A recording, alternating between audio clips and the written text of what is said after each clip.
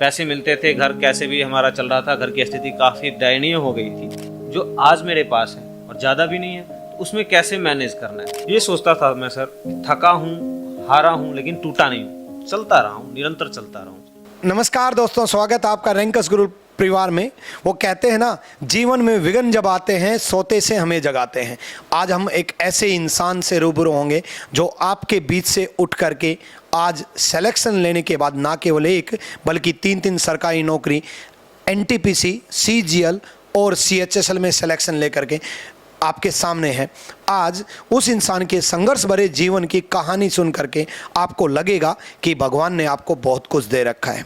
आपको reasoning, math, English, GS में आपको मालूम है क्या करना है, लेकिन आज आपको सीखना है कि जीवन से लड़ना कैसे है। आज आपको सीखना है कि किस तरीके से धैर्यपूर्ण रह करके एक ही चीज़ पे फोकस करके रखना है। तो स्वागत करते हैं रजनीश झा जी का, जिन्होंने बड़ी मेहनत और कठिनाई का सामना करके बड़ी मेहनत से सिलेक्शन लिया है। तो स्वागत है रजनीश झा आपका रैंकस गुरुकुल परिवार में। सर, सबसे पहले तो आपका बहुत बहुत धन्यवाद मुझे इस रैंकस गुरुकुल पॉडकास्ट चैनल पर आमंत्रित करने के लिए। आपका तहे दिल से धन्यवाद। तो रजनीश झा जी, सबसे पहले मैं आपसे जानना चाहूँगा कि आपकी स्कूलिंग कैसी रही? सर, मैं बिहार के एक छोटे से गांव, मधुबनी जिला के एक छोटे से गांव से बिलोंग करता हूं। तो मेरी प्रारंभिक जो पढ़ाई हुई है वो गांव के सरकारी स्कूल से हुई है। और उस टाइम पे ऐसा था कि हम लोग स्कूल आते थे और फिर स्कूल से अपना खेलने के लिए भी निकल जाया करते थे। तो 12वीं तक तो हमने ऐसे ही पढ़ाई की है। उसके बाद मैं दिल्ली आ गया था आगे की पढ़ाई के लिए, और मेरी जो नेक्स्ट ग्रेजुएशन हुई है वो दिल्ली यूनिवर्सिटी। तो मतलब 12वीं तक सरकारी स्कूल में पढ़ाई वगैरह नहीं होती थी? पढ़ाई होती थी, लेकिन सरकारी स्कूल में ऐसा था ना कि मतलब पढ़ाने वाले टीचर जो होते थे वो आपस में भी अपना टाइम पास कर लिया करते थे। आप समझते ही हो सरकारी स्कूल का पहले क्या हाल था। आज कुछ थोड़ा बदल गया है, लेकिन पहले ऐसा नहीं था। तो हम लोग उसके बाद अपना आपस खेलने वेलने के लिए निकल जाया करते थे। कोई इस चीज़ को इतना नोटिस नहीं किया करता था। तो प्राइवेट स्कूल में पढ़ाई क्यों नहीं की आपने? सर, फैमिली बैकग्राउंड जो है और फाइनेंशियल कंडीशन मेरी इतनी अच्छी नहीं थी कि मैं प्राइवेट स्कूल में अपनी प्रारंभिक जो पढ़ाई है उसको कंटिन्यू कर सकता था। तो इसीलिए मैं सरकारी स्कूल में ही पढ़ा। तो 11th-12th में आपने क्या लिया, साइंस या आर्ट्स? सर, 10th करने के बाद दो ऑप्शन थे, पहला साइंस, दूसरा कॉमर्स। आर्ट की तरफ मैं जाना ही नहीं चाह रहा था, तो दो ऑप्शन ही थे मेरे पास। तो साइंस में जाने के बाद या तो डॉक्टर बनो या नहीं तो इंजीनियर, और दोनों में पैसे की खर्च होती है, जैसे कि आप समझते हैं। तो ये तो ऑप्शन पहले मेरे लिए बंद हो गया था, और एक ही ऑप्शन बच गया था कि कॉमर्स लो और कुछ मतलब अकाउंटिंग वगैरह का जॉब करना है, आगे जो भी करना है। तो मैंने कॉमर्स ऑप्ट किया और कॉमर्स में अपनी पढ़ाई शुरू की।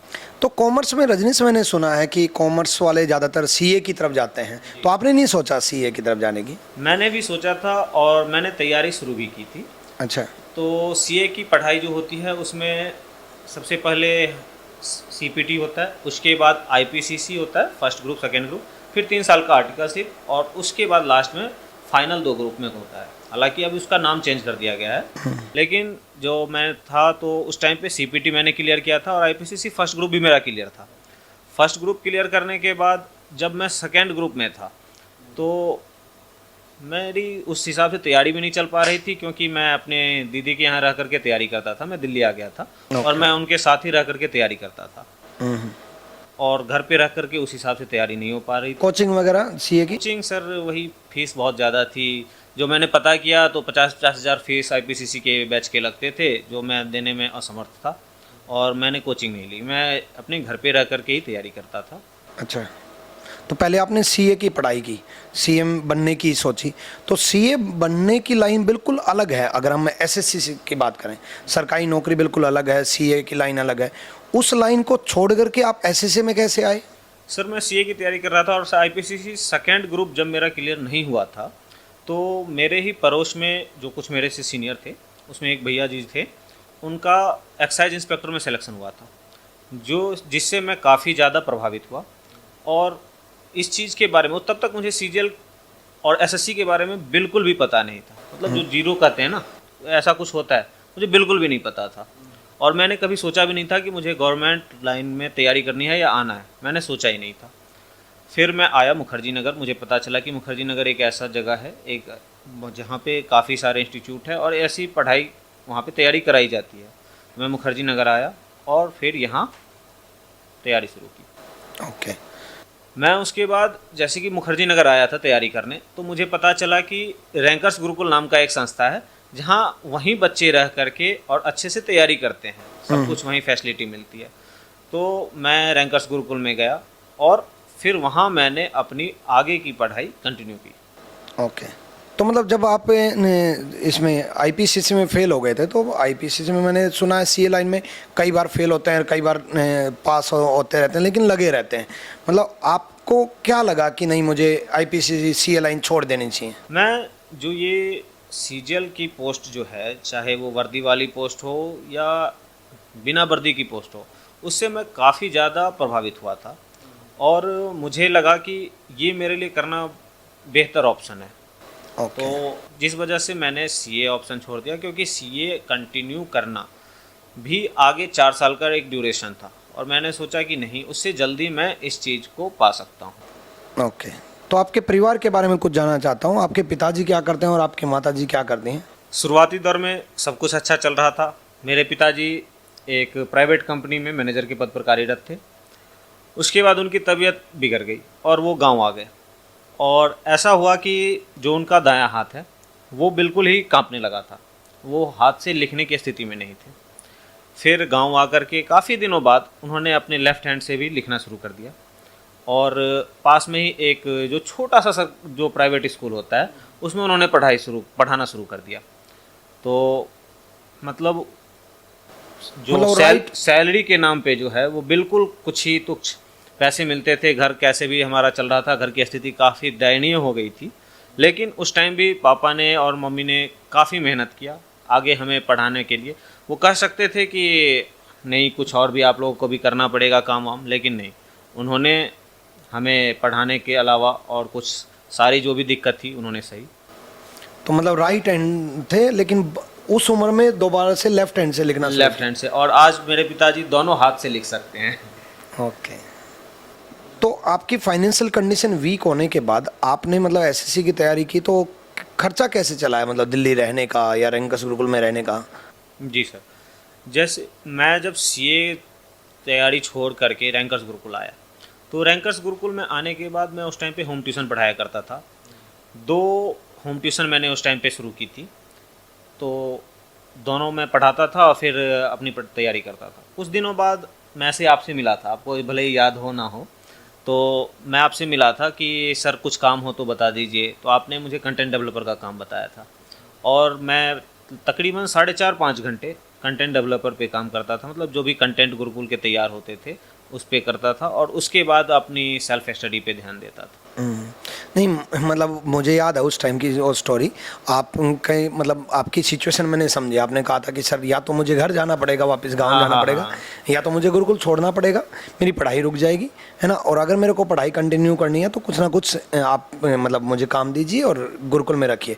मैंने आपकी सिचुएशन समझी और मुझे लगा था, मुझे उम्मीद थी कि आप ज़रूर कर पाओगे, और इसलिए मैंने सोचा कि नहीं, इस बच्चे की मदद करनी चाहिए और आपको अपने साथ ही रखा कि नहीं, आप मेहनत करो। जी सर, बिल्कुल।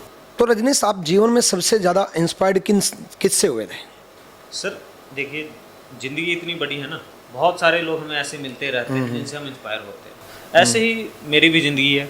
तो सबसे पहले तो मैं अपने माता पिता से काफ़ी इंस्पायर हूँ, क्योंकि उन्होंने मेरे लिए ही काफ़ी कुछ सहा है, दुख सहा है, काफ़ी मेहनत भी की है।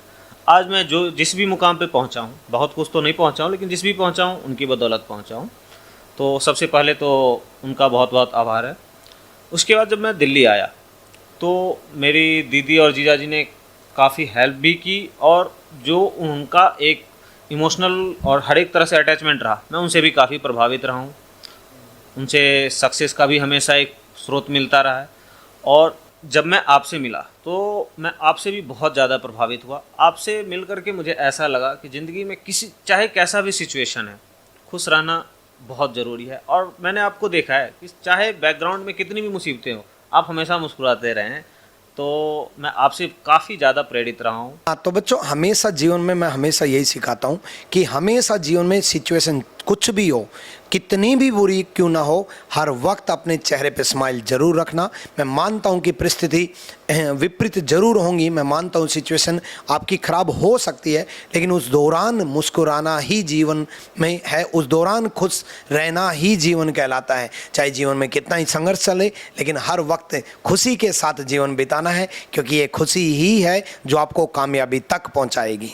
तो जब आप होम ट्यूशन पढ़ाते थे तो आपको ये नहीं लगता था कि नेक्स्ट मंथ अगर ये होम ट्यूशन छूट गया तो मेरा जीवन यापन कैसे होगा या खर्चा कैसे चलेगा? जी सर, जब मैं ट्यूशन पढ़ाता था तो कई बार ऐसी बातें मन में आती थी, जहन में आती थी कि आज होम ट्यूशन है, कल को अगर नहीं हुआ तो फिर मैं कैसे मैनेज कर पाऊँगा।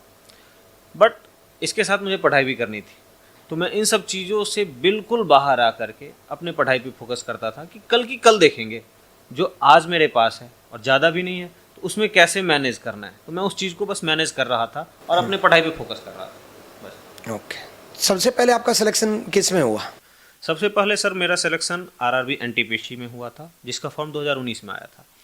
टीयर 1 का एग्ज़ाम एनटीपीसी का जो है वो, जहाँ तक मुझे याद है, दिसंबर 2020 में हुआ था, और टीयर 2 2.5 साल बाद जुलाई अगस्त के महीने में 2022 में हुआ।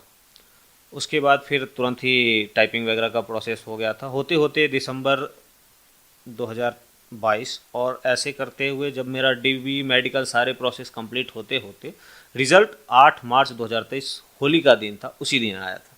अच्छा, तो वो जो 2.5 साल का दौरान था कि टीयर 1 से टीयर 2 2.5 साल, तब तक आपका सीजीएल और सीएचएसएल भी नहीं निकला था, है, तो वो दौर आपने आपको कैसे संभाला या आपने आपको कैसे मोटिवेट रखा कि यार ये तो बहुत टाइम लग रहा है? आपको कहीं ये नहीं लगा कि यार सीए लाइन चेंज करके गलती कर दी?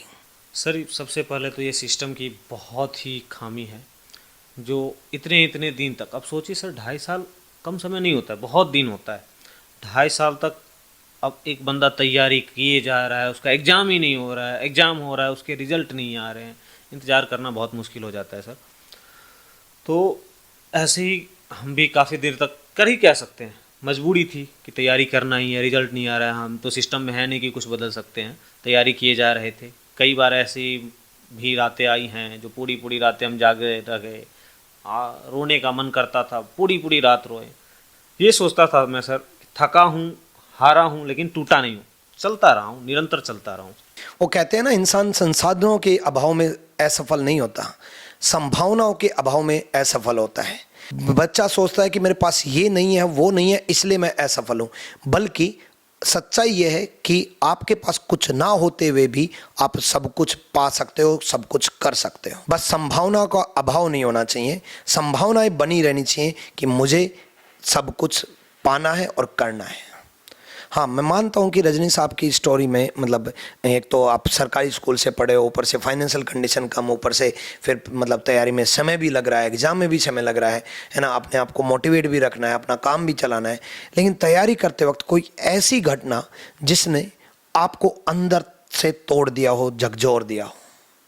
मैं तैयारी कर रहा था जब मेरा एनटीपीसी टीयर 2 हो गया था, और उसके जस्ट बाद टाइपिंग की बारी थी, और उसी बीच मेरे पिताजी की तबीयत अचानक से ख़राब हो गई, और बहुत ज़्यादा ख़राब हुई। 9 दिन तक उनको हॉस्पिटलाइज्ड आईसीयू में रखना पड़ा था। तो उस टाइम पे ऐसा था कि उनके साथ रहने वाला, जो फैमिली का एक जिम्मेदार बेटे होने के नाते मुझे ही रहना था।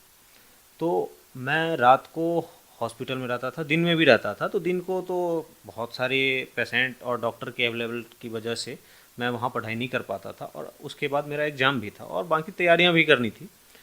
तो रात को मैं पेशेंट के बगल में ही अटेंडेंट का बेड होता है, तो उस बेड पे बैठ करके मैं मॉक टेस्ट लगाया करता था, जो हॉस्पिटल में? हॉस्पिटल में। अच्छा। तो ये 9 दिन का जो दौर था मैंने वहीं बिताए, और वहीं मैंने तकरीबन 2-3 मॉक डेली लगाया करता था, और वहीं मैंने तैयारी भी करी थी काफ़ी। फिर उसके बाद उनकी तबीयत थोड़ी ठीक हुई, तो मैं उनको लेकर के दिल्ली आ गया था। फिर दोबारा ऑपरेशन वगैरह हुआ, फिर से मैं काफ़ी डिस्टर्ब हो गया था, लेकिन जैसे तैसे करके और ऊपर वाले की दुआ से मैंने काफ़ी चीज़ें मैनेज की। मतलब आप अस्पताल में भी मतलब पापा को भी देखना, पापा को भी संभालना है, उस उसके टाइम साथ भी उनकी भी नहीं, मतलब पढ़ना भी है, पापा को भी संभालना है, और आप मॉक भी लगाते थे 2-3, और मतलब अपने आप को इस तरीके से कैसे स्टेबल बनाए? मतलब आजकल इंसान टूट जाता, बहुत जल्दी टूट जाता है कि मेरे साथ ये हो गया, मेरे साथ वो हो गया, मतलब मेरी तो किस्मत ही खराब है, मैं तो मतलब बहुत ज़्यादा जल्दी हताश और निराश हो जाता है। सर ऐसा फील मुझे भी आता था, लेकिन जब मैं हॉस्पिटल में ही था तो आजकल जो हमारे पास संसाधन है जैसे कि मोबाइल है उसका हम उपयोग कर सकते हैं। अब मैं हॉस्पिटल में जाता और वो किताब लेके जाता, ना मुझे अच्छा लगता ना वहाँ लगता, तो मैं 4-5 ब्लैंक पेज रख लिया करता था, और पेन तो अपना अवेलेबल ही रहता था। मोबाइल लेकर के मॉक टेस्ट लगा लेते हैं रात को बैठ करके, ना किसी को डिस्टर्ब होना है ना उससे मैं किस डिस्टर्ब हो रहा हूँ, तो ऐसे ही मैं उस समय का यूज कर लिया। तो बच्चों इसी तरीके से सिचुएशन, मैंने कहा ना, सिचुएशन कैसी भी हो, उस परिस्थिति में बेहतरीन करने का तरीका आपको आना चाहिए। विपरीत परिस्थिति में जो कर गया वही असली योद्धा कहलाता है। अरे जब आपकी तरफ आपकी तरह हवा चल रही है तो फिर तो कोई भी आनंद ले सकता है, लेकिन आपके विपरीत हवा चल रही है और तब भी उस हवा का सामना करके, सीना तान करके, आंखों में आंखें डाल करके आप बोलते हो कि मैं कामयाब होके रहूँगा, उस दिन लगेगा कि आपने जीवन में कुछ किया है। तो रजनीश, तैयारी के दौरान कोरोना का भी सफ़र आया आपका, और कोरोना के दौरान तो स्कूल भी बंद था, रैंकस गुरुकुल भी बंद था, तो आपके घर का जीवन यापन कैसे हुआ? सर कोविड का टाइम तो बहुत ही दुखदायक रहा। मैं स्टार्टिंग के कुछ दिनों तक तो यही दिल्ली में ही फंस गया था, और उसके बाद रैंकस गुरुकुल भी बंद हो गया था, क्योंकि सरकार की, गवर्नमेंट की ऐसी जो नोटिस आ गई थी कि सब कुछ बंद करना है, तो बंद हो गया था। खाने के बनाने का हमारे पास कुछ उपलब्ध था नहीं। बाहर खाने के लिए पहली बात तो जेब में इतने पैसे नहीं थे, और जो कुछ थे भी जिससे मैनेज कर भी लेता, लेकिन बाहर सब दुकान बंद हो चुकी थी। तो काफ़ी दुखदायक वो समय था, लेकिन जैसे तैसे करके हफ्ते भर में मैं भी अपना घर चला गया। घर जाने के बाद वहाँ भी काफ़ी समस्याएं आई। रीज़न ये था कि जो मैं अपने चलाने के लिए ट्यूशन चल कर लेता था, ट्यूशन पढ़ाता था, वो भी छूट गई। मेरे पिताजी, मैं पहले ही बता चुका हूँ कि एक ये स्कूल में, प्राइवेट स्कूल में टीचर हैं, तो उस टाइम पे स्कूल भी बंद हो गया, तो घर की इनकम तो जीरो हो गई थी, और खर्चे जीरो होते नहीं हैं। इंसान खाएगा, बाकी जो भी ज़रूरतें हैं वो तो रहती ही है। तो काफ़ी सारी समस्याओं का हमें सामना करना पड़ा। कई बार ऐसे भी दिन आए जब एक टाइम खाना बना करके ही हम उसी से मैनेज करते थे हर कोई। तो ऐसा ही समय रहा कि कैसे भी टल गया, वो समस्याएं थी और आपदा थी, टल गया। मतलब उस दौरान भी घर पे रह करके आपने पढ़ाई कंटिन्यू रखी? जी सर, मैंने उस टाइम भी पढ़ने की पूरी कोशिश की, लेकिन ऐसा था कि एक चार दीवारी में बंद होकर के ऊब रहा था मैं। कोशिश थी, पढ़ा भी, काफ़ी मेहनत भी की, और फिर जब समय आया तो वापस में फिर दिल्ली तैयारी करने के लिए आ गया।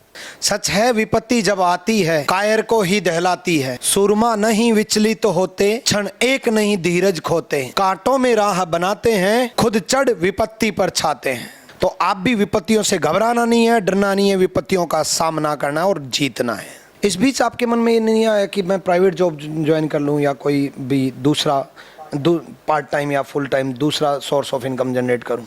सर कई बार मन में आया कि प्राइवेट जॉब कर लूँ, बट मैंने जैसे कि सीए का लाइन छोड़ दिया, गवर्नमेंट जॉब की तैयारी करनी शुरू कर दी।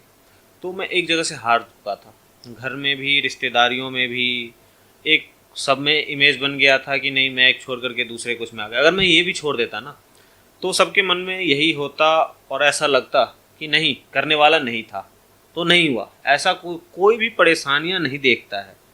तो मैंने ठान लिया कि नहीं, मुझे मेहनत करना है और मुझे ये करना है। एक बार जैसे कि मेरे जीजा जी हैं, तो एक अच्छी कंपनी में काम करते हैं, तो उन्होंने मुझे ऑफ़र भी किया था कि उनके ऑफिस में एक रिक्वायरमेंट है, तो मैं उस चीज़ को ज्वाइन करूं और आगे कंटिन्यू करूं प्राइवेट जॉब में ही।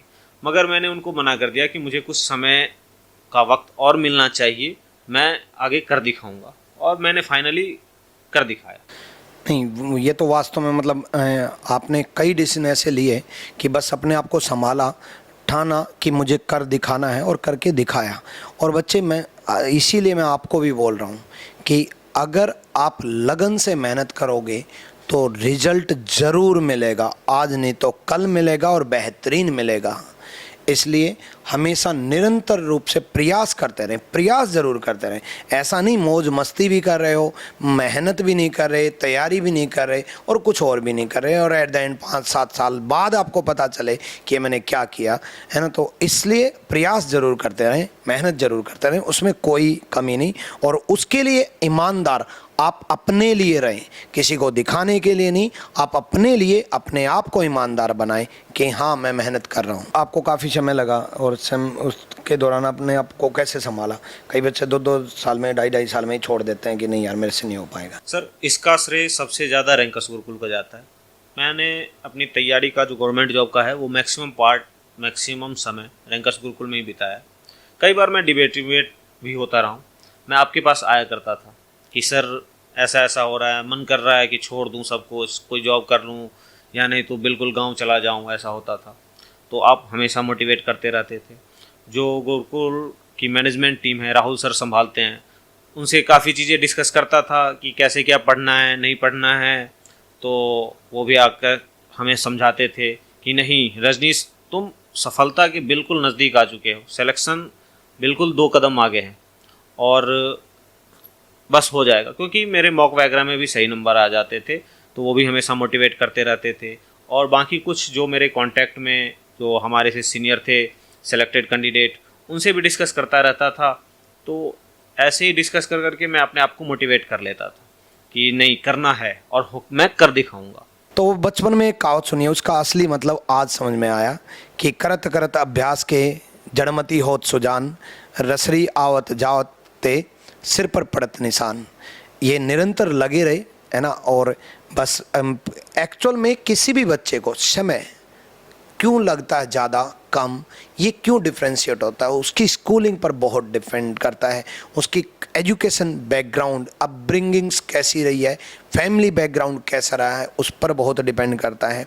तो इनको अगर थोड़ा समय लगा भी तो इनका एक सरकारी स्कूल से उठ करके सीए लाइन से चेंज करके फिर जा करके एसएससी लाइन में आए, यानी कि पहले 1-1.5 साल तो इन्होंने बिल्कुल फाउंडेशन नींव रखने में समय लगाया होगा, क्योंकि वो लाइन बिल्कुल डिफरेंट थी सीए और ये लाइन बिल्कुल डिफरेंट थी। सारे सब कुछ डिफरेंट पढ़ना था।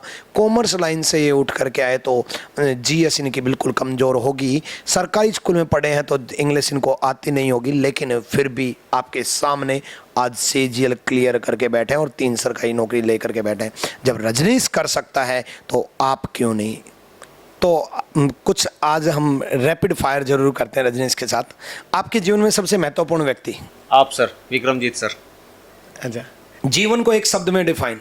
संघर्ष ही जीवन है। करप्शन के बारे में क्या विचार है? सर बिल्कुल नहीं, ईमानदारी से काम करने का ही सोचा है और करते रहेंगे। जीवन का सबसे बेहतरीन पल? सिलेक्शन के बाद ऋषिकेश गए थे, उसमें बिताए गए कुछ पल। माता पिता को एक मैसेज? मैं अपने माता पिता को तहे दिल से धन्यवाद देना चाहूँगा। मैंने ज़िंदगी में संघर्ष करना आप लोगों से ही सीखा है। मैंने अपने पिताजी से सीखा है कि कैसे अपने राइट हैंड से जो उन्होंने पहले वो लिखा करते थे और तबीयत खराब होने के बाद लेफ्ट हैंड से लिखा, तो ये भी एक संघर्ष का दौर था। मैंने उनसे ये चीज़ सीखा है। कैसे हम बच्चों की खुशी के लिए हर वक्त संघर्ष करते रहना, ये चीज़ देखा मैंने उनमें। दिल्ली में आप सबसे ज़्यादा क्या मिस करते हैं? सर, दिल्ली आने के बाद मैं सबसे ज़्यादा अपने गांव का वो सुकून भरा पल और अपनी मम्मी के हाथ के खाना सबसे ज़्यादा मिस करता हूं। मम्मी पापा, आप हमेशा मुझे बहुत ज़्यादा याद आते हैं।